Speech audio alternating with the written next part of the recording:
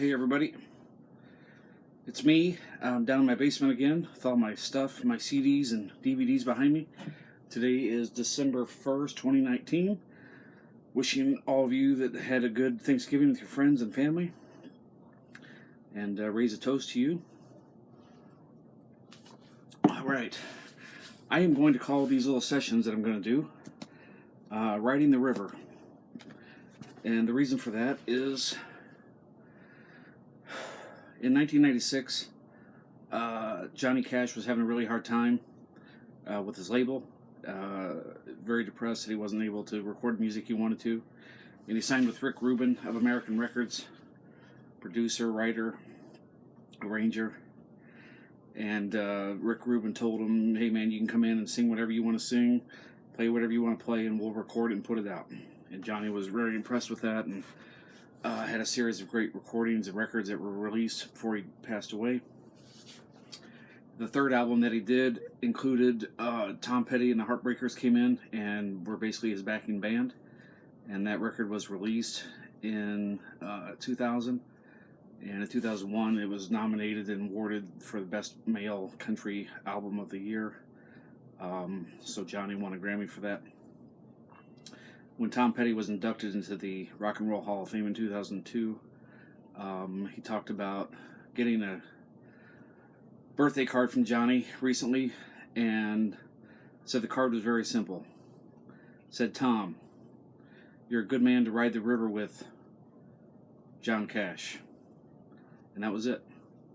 And Tom said that was the best compliment that he could ever have gotten in his whole career. So the first song I'm going to play for you is Won't Back Down by Johnny Cash and Tom Petty and the Heartbreakers.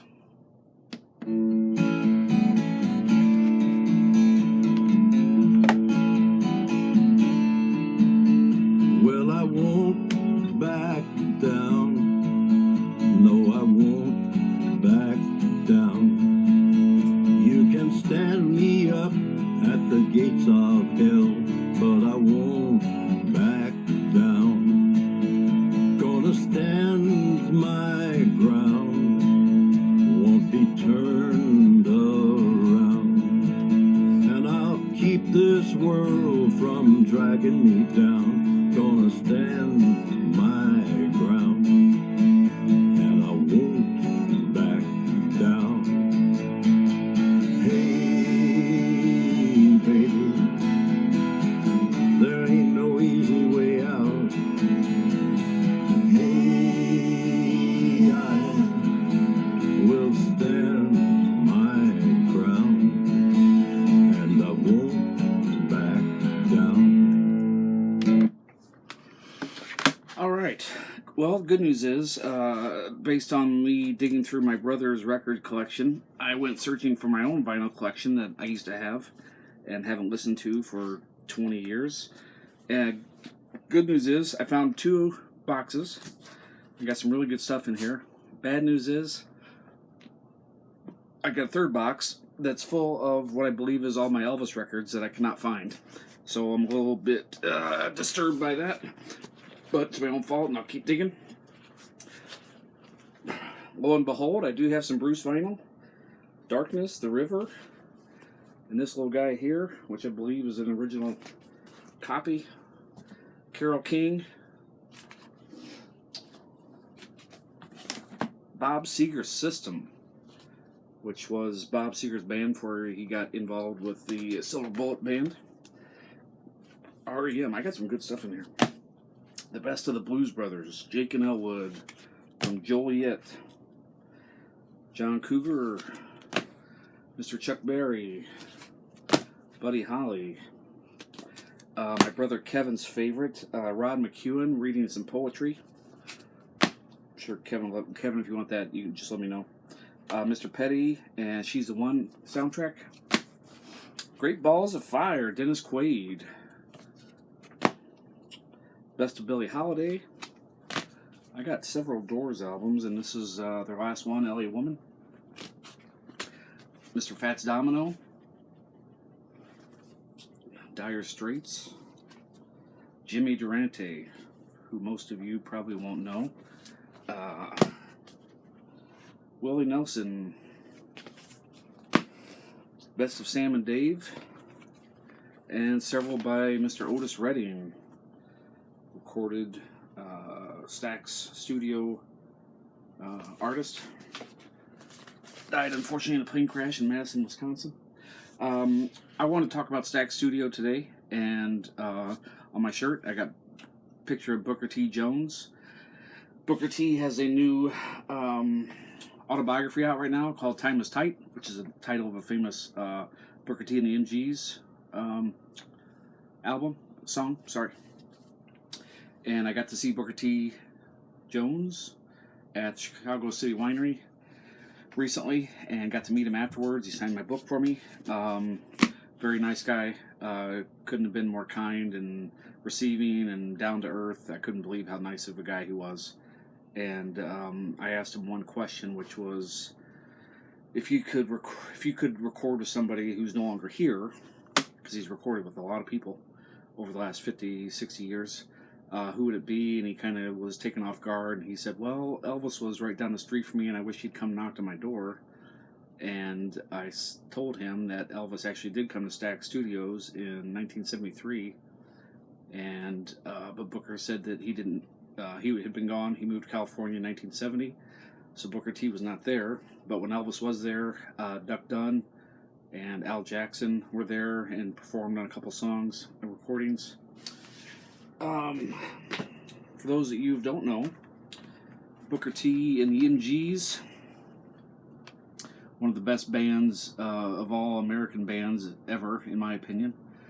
You got Al Jackson here on drums. That is Steve Cropper, guitarist. Booker T. Jones, organ, keyboard, bass, sing. And this is Duck Dunn, bassist. Together, starting out in the early 60s, you got two black guys, two white guys in Memphis, which was one of the most segregated cities at the time in the Deep South. And they came together at Stax Studios and recorded some of the best songs of all American music, in my opinion. And listening to him play that night, I was just struck by how much of an influence that he's had, whether it's directly or indirectly, inadvertently, for many artists. So I thought I'd just present a little bit of music of his and let you listen to it and see what you think, and go from there. So Booker T. Jones just celebrated his 75th birthday. He was born in 1945, and at the age of 16, he was a musical prodigy. He could play piano, organ, bass, guitar, you name it, he could play it. Sorry, snapping at my dog.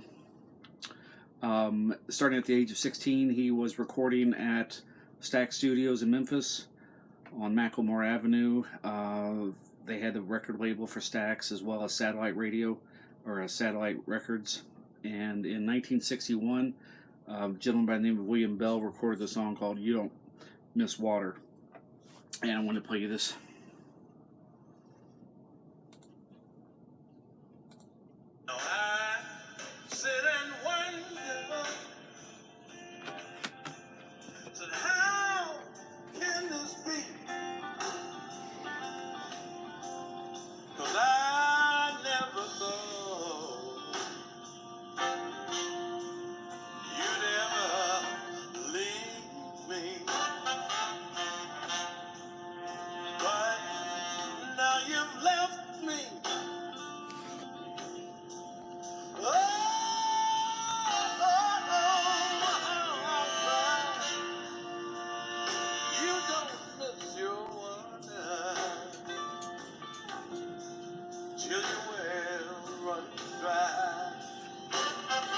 Mr. Booker T. Jones on Hilligoss.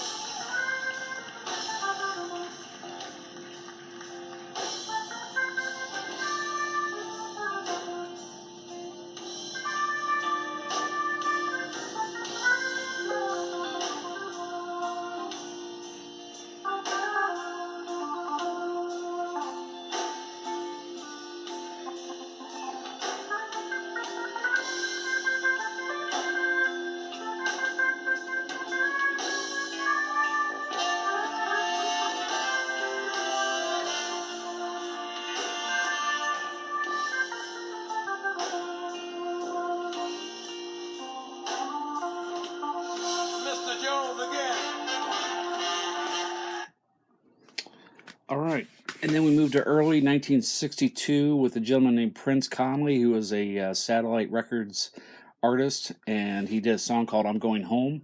And they brought Mr. Booker T. Jones in to do a solo on this at the age of 16. And here's a little bit of that.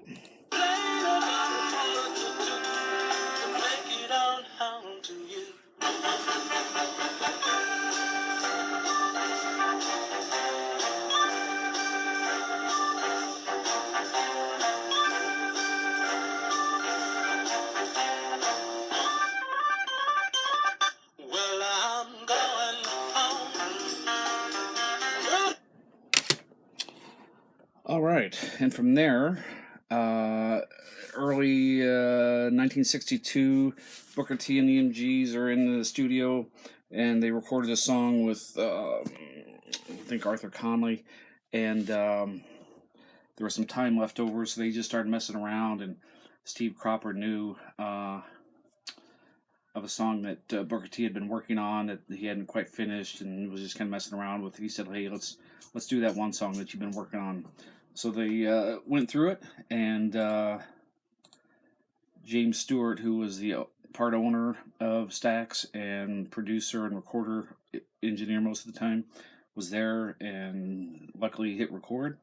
And this is a song that we all know.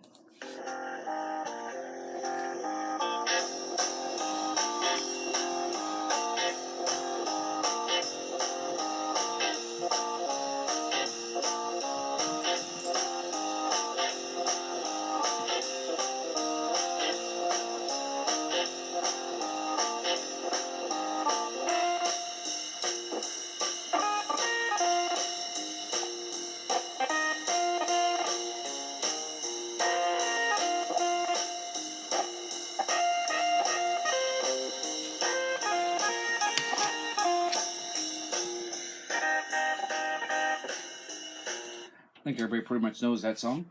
After they recorded it, they all went into the studio to hear the playback, and they played it. And Duck Dunn said something like, "Man, that's really funky. It smells funky, like funky onions."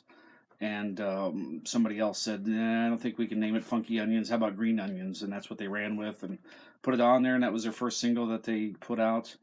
And Booker T's organ, up until that point in time, he had been using a Hammond B2 organ, and the B3 just had a different sound to it that he really liked, and that organ became the foundation of what became the Memphis soul sound that influenced a lot of music, including artists today, which is where I'm going with this eventually.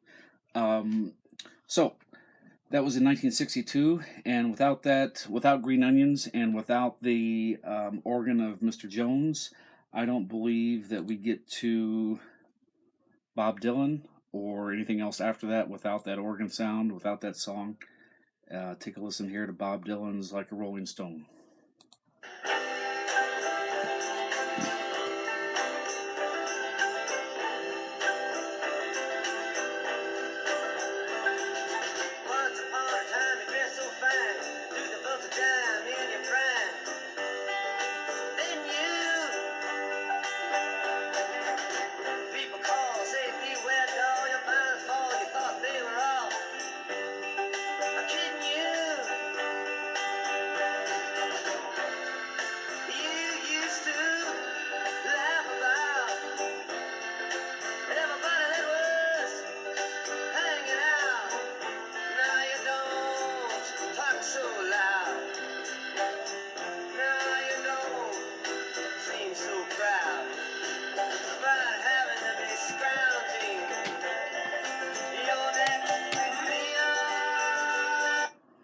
All right, so you can pretty much clearly hear the organ on that.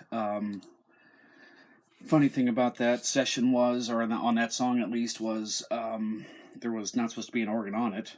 And Al Cooper, who was a session guitarist at that time in New York, came to the studio. Bob invited him to come to the studio and just listen. He shows up, and they go through a couple takes. They actually do a 3/4 time waltz version of Like a Rolling Stone. And I was just listening in the booth, And he says to the engineer, "Hey man, I think I could play the organ on that." And the guy's like, "You don't play the organ. You're a guitarist." And he's like, "Well, I think I could do it." So he kind of just sneaks out there and sits on the organ, and he had no idea what he was doing on the organ. So basically, he just listened to the keys on the piano, and he came in just a half a beat behind the piano player on everything on the chord changes. And when they went back to listen to it, the producer said, "We need to do it again without the organ." And Bob's like, "No, man, turn that guy up. I really love that." So, speaking of the Elvis and Stax Studios, Elvis recorded at American Studios 1969 and produced a lot of the songs, Suspicious Minds, and a lot of other stuff that helped him come back, from when he was in the movies. 1973, he went to Stax so he could record somewhere close to home in Memphis. And again, he recorded a couple songs there, enough for 2 albums. And on a couple tracks, some of the MGs were there. And this is one of my favorite songs from there. You can definitely hear the Stax organ sound and influence on this one. This is Elvis's I Got a Thing About You, Baby.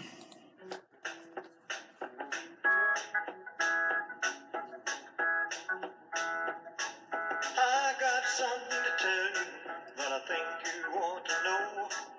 That my eyes are on you, baby, since a long time ago.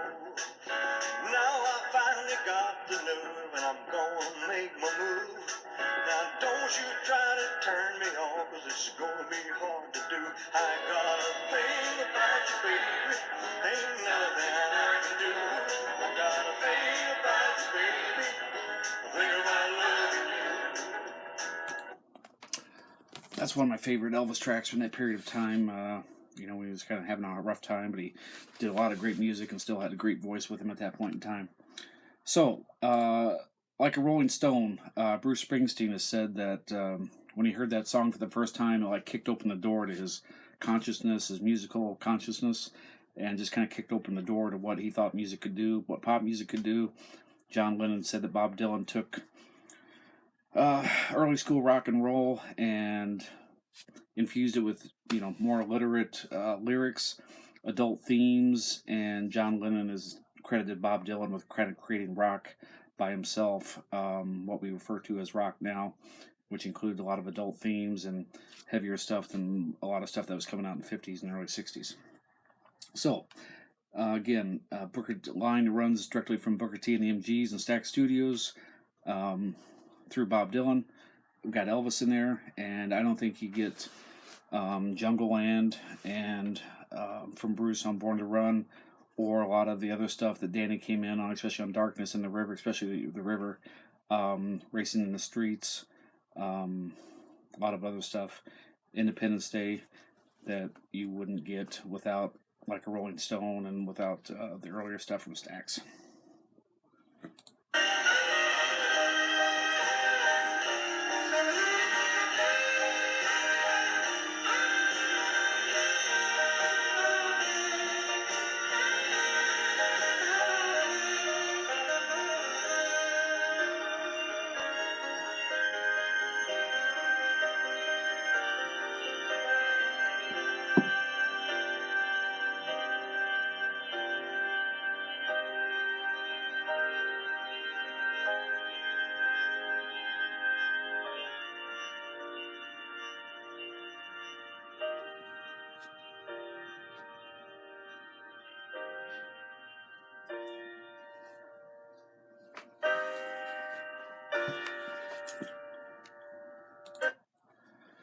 Okay, which now takes me up to Prince. You might be scratching your heads a little skeptical, but I think the influence of Booker T and the MGs, the Stax sound, the Memphis Soul sound, Booker T and the MGs started getting into some funkier stuff in the late 60s, early 70s, with songs like Hip Hugger and Melting Pot, Soul Samba, and Time is Tight.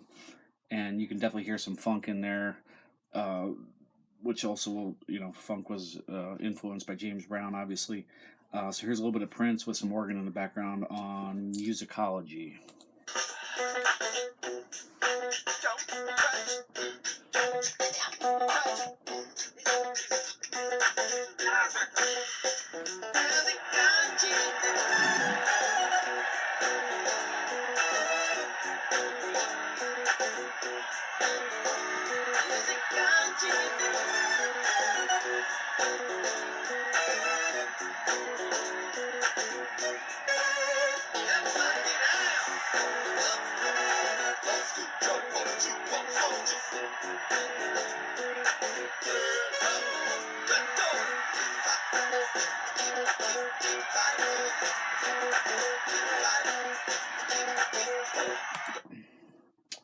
All right, so there's some Prince, which leads me to this. Birthday girl today, Mrs. Janelle Monáe. Incredible singer, dancer, writer, producer, arranger.